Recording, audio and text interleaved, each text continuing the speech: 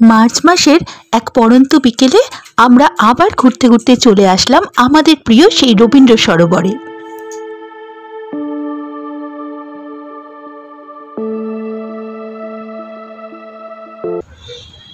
দেখ, দেখতে দেখতে আমাদের ছেলেদের পরীক্ষাগুলো প্রায় শেষ হয়ে যাচ্ছে। বল, কি তাড়াতাড়ি সময় চলে যাচ্ছে। যা বলেছিস, মানে সময় যেন ঘোড়া, বল, মানে ঘোড়ার মতো দৌড়চ্ছে। আর এই উচ্চ মাধ্যমিকটা শেষ হলে মনে হয় কি জীবনে যেন আমাদের একটা অধ্যায় কমপ্লিট হলো, তাই না? সত্যি বিশ্বাসই হয় না, এই উচ্চ মাধ্যমিক দিচ্ছে এখন আমাদের ছেলেগুলো। আর দেখতে দেখতে কি, আর কিছুদিন আগে আমরা কি করতাম, ছেলেদেরকে স্কুলে হাত ধরে গেটের সামনে দিয়ে আসতাম। সেই দিনগুলো মনে পড়লে বিশ্বাসই করতে পারি না, খুব ভালো লাগে। ছেলেরা কত বড় হয়ে গেল। এই শোন, পরীক্ষা শেষ হলে আমরা সব বন্ধুরা মিলে একটা সাসপেন্স বা থ্রিলার সিনেমা দেখলে কেমন হয় বলতো? এই আমার কিন্তু ভাই ভূতের বই দেখতে হেভি লাগে ভাই, চল একটা ভূতের বই দেখে আসি, হেভি হবে কিন্তু মজা। খুব তো বলছো। আর রাত্রিবেলা যখন একা একা বাথরুমে যেতে হবে তখন কি হবে, ভয় পাবি না তো? না না, বড়কে টেনে নেবো। হ্যাঁ রে সঙ্গীতা, আমার কিন্তু ভূতে বিশ্বাস আছে। হাসালি তোরা, কোন জামানায় পড়ে আছিস বলতো? আমি তো ভূতকে দেখলে নয় বল ডান্স করবো, আর নয় গলায় জড়াজড়ি করে করবো, নাচবো, নাচতেই শুরু করে দেবো আমি। ভূত বলে কিছু হয়? আচ্ছা মৌ, তুই যে এত বড় বড় কথা বলছিস যে আমি ভূতকে দেখলে ভয় পাই না, ভূতে ভয় নেই, তুই ভূতকে সামনে দেখলে ভয় পাবি নাকি তখনও বল ডান্স করবি? কি প্রমাণ দিতে হবে বল? হ্যাঁ, প্রমাণ দে। আমি রাজি আছি, চল। তাহলে চল, কলকাতার কতগুলো ভৌতিক প্লেসে আমরা ঘুরে আসি, দেখ তোর ভয় লাগে কিনা। ওকে, ডান। ওকে, ডান ডান, চল চ্যালেঞ্জ। চলো চলো, চলবে, দেখা যাবে। ময়ূর সত্যি ভূতে ভয় আছে কিনা জানার জন্য আমরা চলে আসলাম কলকাতার ন্যাশনাল লাইব্রেরিতে। লাইব্রেরি চত্বরটা বেশ ফাঁকা ফাঁকা, আর এখানে বড় বড় গাছ, প্রাসাদের মতো অট্টালিকাগুলো দেখলে কেমন যেন একটা গা ছমছম করে ওঠে। প্রচলিত আছে এই ন্যাশনাল লাইব্রেরিতে নাকি সত্যি ভূতের সন্ধান পাওয়া যায়। এই সেই বাড়ি যেটা প্রায়শই তালাবন্ধই দেখা যায়। আমরা আগেও এখানে এসেছি, আপনাদের আমরা দেখিয়েছি, তখনও কিন্তু এখানকার দরজায় তালা বন্ধ ছিল। অনেক অনভিপ্রেত ঘটনাই নাকি ঘটেছে এই বিল্ডিংয়ে। ন্যাশনাল লাইব্রেরির এই বিল্ডিংয়ে শোনা যায় এখানে নাকি বইয়ের র্যাক থেকে আপনা আপনি বই সরে যাওয়া এবং চেয়ার এক প্রান্ত থেকে অপর প্রান্তে নিজে নিজেই সরে যাচ্ছে, এরকম দৃশ্য অনেকেই দেখেছে। তাই আমরা এখানে এসে সেই ঘটনার সত্যতা যাচাই করব বলে চলে আসলাম ন্যাশনাল লাইব্রেরির এই ঠিক বিল্ডিংয়ের সামনে। এই বিল্ডিংয়েই নাকি ভূতের সন্ধান পাওয়া যায়। আমরা একটু অন্ধকার হওয়ার জন্য অপেক্ষা করতে লাগলাম। এখন সূর্য অস্ত যেতে প্রায় 6টা বেজে যায়।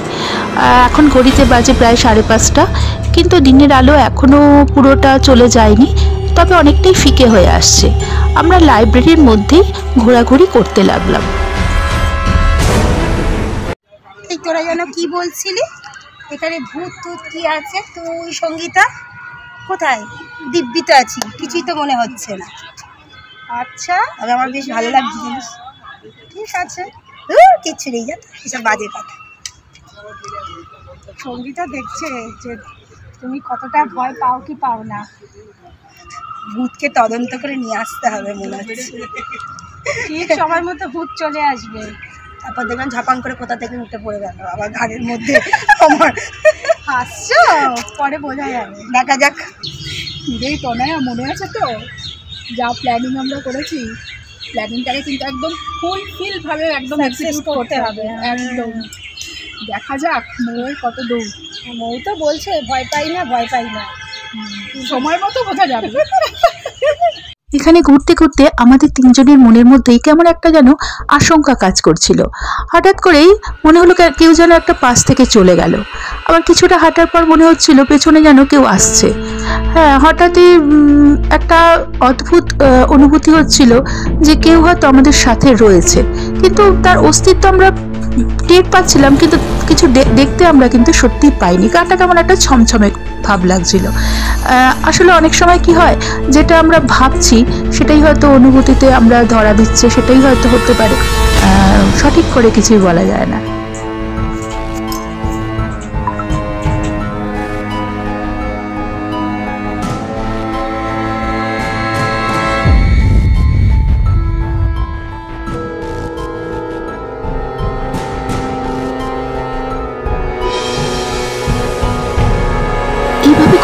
মুহূর্তে হঠাৎই ঘটল সেই আশ্চর্য ঘটনা। আসুন দেখি কি হয়েছিল সেদিন আমাদের সাথে।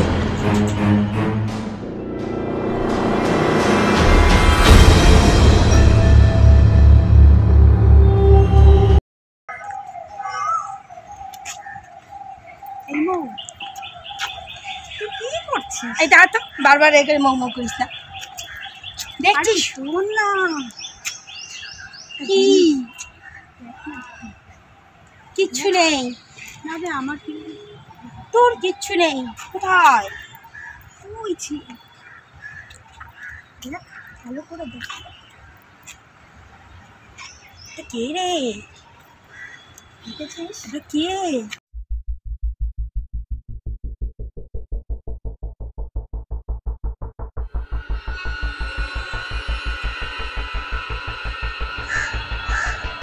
মনে হচ্ছে আসছে রে, বুঝলি না? এই কালো মতন রে, এটা কে রে? ও গো মা গো, ওটা কে?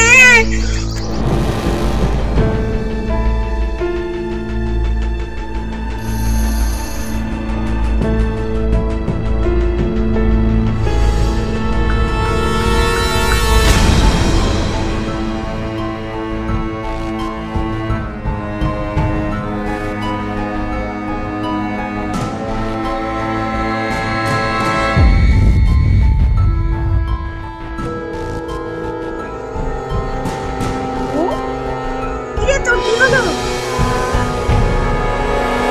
এই মৌ, আরে তোর কি হলো? আয় সঙ্গীতা, এক্ষুনি আয়। এই মৌ, তোর কি হয়েছে? তো আমি ছিলাম, তোকে টেস্ট করছিলাম। তুই ভয় পেয়ে গেলি? এই মৌ, তুই ভয় পেয়েছিস? ভূত আছে? আমি কোথায়? তুই এখন ন্যাশনাল লাইব্রেরিতে।